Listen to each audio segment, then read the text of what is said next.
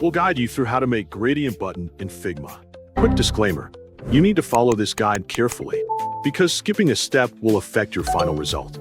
If this guide helpful, don't forget to like and subscribe. First, click on the Windows Start icon on your keyboard to open the Start menu. In the search field, type Google Chrome to find the browser application on your device. Once it appears in the search results, open the Google Chrome browser. After the browser launches, click inside the URL bar, type Figma, and press Enter on your keyboard.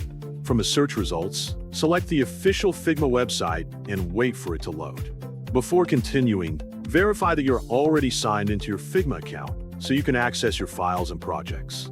For this tutorial, choose one of your recent projects from the dashboard.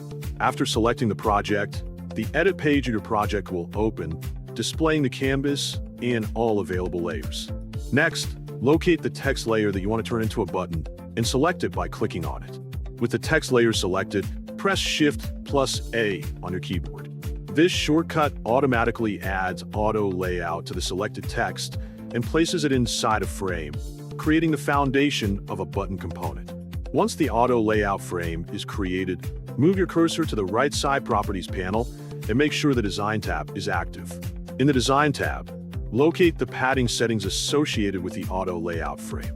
Adjust the padding values to control the spacing around the text and create the desired button size. Increasing the padding will make the button larger, while decreasing it will create a more compact appearance.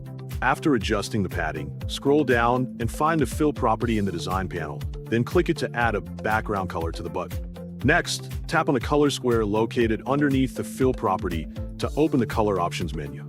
In the Color Settings window, select the Gradient option instead of Solid Color. Once the gradient controls appear, adjust the colors, direction, and style according to your preferences.